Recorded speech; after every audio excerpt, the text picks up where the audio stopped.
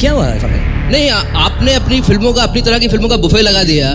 आपकी फिल्में हैं, हमारी फिल्में क्या है, बड़ा पाव। दोस्तों, पब्लिक के सामने बोलना एक मुश्किल काम है, खास तौर पर तब जब आप कैमरों से घिरे हुए हों, लोग आपकी बातें जानना चाहते हों और लोग आपको फॉलो करते हों। ऐसे में कई बार प्रेशर के चक्कर में लोग बहुत कुछ मीनिंगलेस बोल जाते हैं, जिसमें कोई भी लॉजिक नहीं होता। कई बार लोग किसी सेंसिटिव टॉपिक पर भी अटपटी बातें बोल जाते हैं, जिससे किसी को भी ठेस पहुंच सकती है या जिन बातों का कोई मतलब ही नहीं होता है। ये सिचुएशन ज्यादातर बॉलीवुड सेलेब्स के साथ देखने को मिलती है। आए दिन बॉलीवुड सेलेब्स के इंटरव्यू हुआ करते हैं, जिसके जरिए लोग अपने पसंदीदा सेलिब्रिटी के बारे में जान पाते हैं।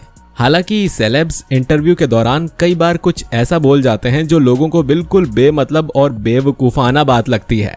बता दें कि इस लिस्ट में कई सेलेब्स शामिल हैं, जिन्होंने अपने बयान से ही अपना मजाक बनवा लिया। बयान के बाद सोशल मीडिया पर इन सेलिब्रिटीज को ट्रोल भी किया गया। इतने सालों बाद भी सेलेब्स के ये बयान लोग भूल ही नहीं पाते हैं, तो देर किस बात की। आइए जानते हैं बॉलीवुड सेलेब्स के उन डम स्टेटमेंट्स के बारे में आज के हमारे इस वीडियो में। सोनम कपूर के डम स्टेटमेंट की लिस्ट बहुत लंबी है। अक्सर सोनम कुछ न कुछ ऐसा कह जाती हैं जिसके बाद उन्हें ऑडियंस ट्रोल करती है। मीडिया को दिए गए एक इंटरव्यू में सोनम ने बेहद बेवकूफाना बयान दिया था। उन्होंने कहा था कि अगर आप गुड लुकिंग हैं तो आपको अच्छा एक्टर नहीं माना जाता है। इस बयान के जरिए सोनम ये कहना चाहती थी कि वो खूबसूरत हैं, इसीलिए लोग उन्हें एक अच्छा एक्टर नहीं मानते। सोनम यही नहीं रुकी।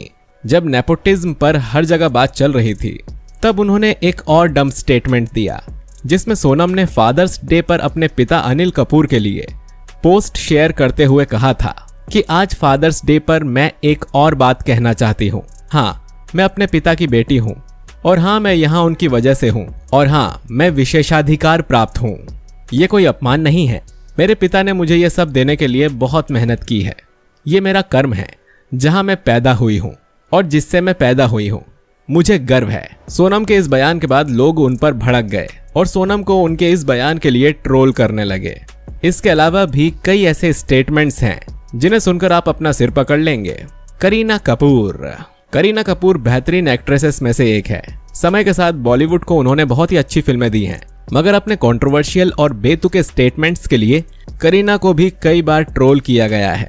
करीना ने एक मैगजीन को दिए स्टेटमेंट में संजय लीला भंसाली को कंफ्यूज डायरेक्टर कहा। रिपोर्ट्स की माने तो करीना ने यह बयान इसीलिए दिया था क्योंकि उन्हें फिल्म देवदास में स्क्रीन टेस्ट के बाद रिजेक्ट कर दिया गया था, जिसके बाद उन्होंने कभी भी संजय लीला भंसाली के साथ काम नहीं किया। फिल्म वीरे दी वेडिंग की प्रमोशन के दौरान एक बार करीना ने फेमिनिज्म से जुड़ा सवाल किया था। करीना ने अपने स्टेटमेंट में कहा कि मेरा मानना है कि मैं एक फेमिनिस्ट नहीं हूं, बल्कि मैं बराबरी में विश्वास रखती हूं। करीना को शायद ये नहीं पता है कि फेमिनिज्म का मतलब होता क्या है। बराबरी के अधिकारों की मांग करना, इसका मतलब ही होता है बराबरी के अधिकारों की मांग करना। इस स्टेटमेंट के बाद करीना को काफी ट्रोल किया गया क्योंकि वो एक फेमिनिज्म से जुड़ी फिल्म कर रही हैं और उन्हें फेमिनिज्म का मतलब ही नहीं पता। कंगना रनौत। वैसे तो कंगना रनौत अपने कंट्रोवर्शियल स्टेटमेंट्स के लिए जानी जाती हैं, जहां उनके बयान ज्यादातर विवादित ही होते हैं। बता दें कि कई बार विवाद के साथ साथ कंगना बेतुके स्टेटमेंट्स भी दे जाती हैं। कोरोना काल के दौरान जब अस्पतालों में ऑक्सीजन की कमी हो रही थी, तब कंगना ने प्लांट लगाने की बात कही थी। बता दें कि यह संदेश उस समय के हिसाब से बिल्कुल बेमतलब था, जब कोरोना की वेव के कारण देश भर में लोग मर रहे थे। कंगना यही नहीं रुकी, उनका आजादी वाला बयान आज भी लोगों को चौंका देता है। कंगना ने अपने स्टेटमेंट में कहा था कि 2014 में हमें वास्तविक स्वतंत्रता मिली थी, जब नरेंद्र मोदी के नेतृत्व वाली सरकार सत्ता में आई थी, और 1947 में देश की स्वतंत्रता को भीख के रूप में वर्णित किया। कंगना के इस बयान का विरोध देश भर में हुआ और उन्हें इसके लिए बुरी तरह से क्रिटिसाइज भी किया गया। इसके अलावा भी कंगना के कई ऐसे विवादित और बेतुके ट्वीट्स की वजह से ट्विटर ने उनके अकाउंट पर ही बैन लगा दिया। ऐसे सेलेब्स अपने डम बयानों के लिए जाने जाते हैं। आमिर खान, शाहरुख खान। अब बात करते हैं बॉलीवुड के परफेक्शनिस्ट और किंग खान शाहरुख खान की। इन दोनों के बीच का विवाद बड़ा ही पेचीदा है। दरअसल आमिर ने अपने व्लॉग में पालतू कुत्ते का नाम शाहरुख बताया। कुत्ते का नाम शाहरुख बताते हुए आमिर ने लिखा था कि शाहरुख मेरे पैर चाट रहा है और मैं उसे बिस्किट खिला रहा हूँ। लेकिन आप लोग किसी भी नतीजे पर पहुंचे उससे पहले मैं ही आपको बता दूं कि शाहरुख उनके पालतू कुत्ते का नाम है। और उन्होंने कहा कि इसके अलावा मैं बता दूं कि मेरा इसके नाम के साथ कोई लेना देना नहीं है। शाहरुख हमारे केयर टेकर का पालतू कुत्ता है। शाहरुख मेरी अटेंशन पाना चाहता है। शाहरुख का नाम शाहरुख कैसे पड़ा, ये बताते हुए आमिर खान ने अपने ब्लॉग में आगे लिखा था कि दरअसल शाहरुख खान कुछ सालों पहले इस घर में शूटिंग के लिए आए थे और उस बीच ही केयर टेकर ने ये कुत्ता खरीदा था। ऐसे में उसने कुत्ते का नाम शाहरुख रख दिया था। आमिर ने ब्लॉग में बताया कि शाहरुख मेरी अटेंशन पाने की कोशिश कर रहा है, वो बहुत स्मेल कर रहा है और मुझे लगता है कि उसे नहाने की जरूरत है। आमिर खान से जुड़ी ये बात शाहरुख खान को भी पता लगी। सबने इस पर शाहरुख खान से उनके रिएक्शन के बारे में पूछा। टाइम्स ऑफ इंडिया की रिपोर्ट्स के मुताबिक किंग खान ने इसका जवाब देते हुए कहा था कि मुझे इससे कोई फर्क नहीं पड़ता, क्योंकि मैं भी कई बार मजाक में ऐसी बातें कहता रहता हूँ। मुझे लगता है कि मेरे कारण भी किसी न किसी को परेशानी हुई होगी। प्रियंका चोपड़ा, आशुतोष गोवारिकर। प्रियंका चोपड़ा आज के समय में एक ग्लोबल आइकन बन चुकी हैं, जिनकी फिल्मों का फैंस बेसब्री से इंतजार करते हैं। इस कामयाबी को पाने के लिए प्रियंका चोपड़ा ने कड़ी मेहनत के साथ साथ लंबा रास्ता तय किया है और इस बात में भी कोई शक नहीं है।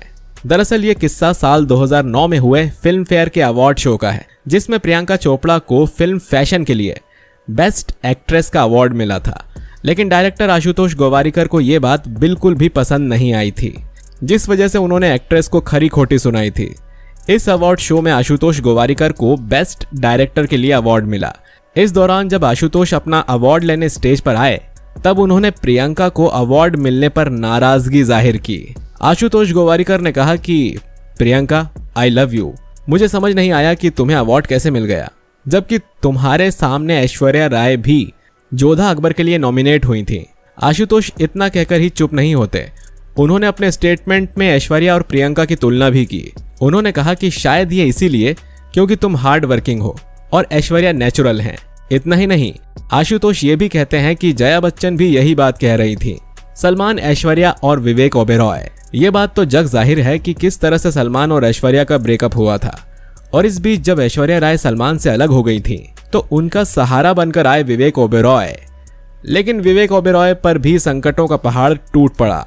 उन्होंने ऐश्वर्या राय को संभालने के लिए अपना हाथ आगे बढ़ाया। दरअसल 1 अप्रैल 2003 को विवेक ने सलमान के खिलाफ एक प्रेस कॉन्फ्रेंस की। इस दौरान विवेक ने बताया कि 29 मार्च की रात 12:30 बजे से 5 बजे तक सलमान ने उन्हें 41 बार फोन किया, उन्हें जान से मारने की धमकी दी और गंदी गंदी गालियां भी दी। विवेक ने बताया कि जब मैंने इस बारे में अरबाज को बताया तो वो बोले कि सलमान ब्रेकअप की वजह से डिस्टर्ब हैं, नशे में हैं, इसीलिए वो ऐसा व्यवहार कर रहे हैं। लेकिन अगर वो तुम्हारे घर के बाहर आकर हंगामा करें तो जो सही लगे वो करना, हमारी दोस्ती पर कोई आंच नहीं आएगी। मैं पब्लिक के बीच ये जाहिर नहीं कर सकता, लेकिन मुझे तुम्हारी फिक्र है। तुम मेरे दोस्त हो और हमेशा रहोगे। प्रेस कॉन्फ्रेंस के करीब 6 साल बाद 2009 में विवेक ने फराह खान के टॉक शो तेरे मेरे बीच में ये बताया था कि अरबाज अब भी उनके अच्छे दोस्त हैं। सलमान खान और विवेक ओबेरॉय के झगड़े की वजह ऐश्वर्या राय थी। दरअसल हम दिल दे चुके सनम के सेट पर सलमान का अफेयर ऐश्वर्या के साथ हुआ था। करीब 2 साल रिलेशनशिप में रहने के बाद उनका ब्रेकअप हो गया। उस वक्त ऐश्वर्या ने सलमान पर मारपीट के आरोप भी लगाए थे। बाद में जब ऐश और विवेक करीब आए तो सलमान को बर्दाश्त नहीं हुआ। सलमान ने विवेक को फोन करके खूब गालियां दी और जान से मारने की धमकी भी दी। इसी वजह से विवेक ओबेरॉय ने प्रेस कॉन्फ्रेंस बुलाई और सलमान खान की हरकतों के बारे में मीडिया को बता दिया। हालांकि इसका नतीजा ये निकला कि ऐश्वर्या ने भी उन्हें अवॉइड करना शुरू कर दिया। ऐश्वर्या के मुताबिक विवेक को मामला इस तरह पब्लिक में नहीं लाना चाहिए था। इतना ही नहीं, फिल्म इंडस्ट्री में ज्यादातर लोगों ने विवेक को काम देना बंद कर दिया। हालांकि सलमान कई इंटरव्यू में ये कह चुके हैं कि उन्हें विवेक से कोई व्यक्तिगत दिक्कत नहीं है और उन्होंने किसी से उन्हें काम देने के लिए मना नहीं किया है। तो दोस्तों, देखा आपने कि किस तरह बॉलीवुड वाले एक दूसरे पर आरोप लगाते हुए नजर आते हैं। हालांकि बॉलीवुड में कब क्या चलता है ये तो हमारी समझ से बाहर है। आप इस पर क्या कहना चाहेंगे, अपनी राय हमें कमेंट करके जरूर बताइए। मिलते हैं आपसे अगले वीडियो में, तब तक अपना ख्याल रखिए और वीडियो अच्छा लगा हो तो इसे लाइक और शेयर कीजिए। शुक्रिया।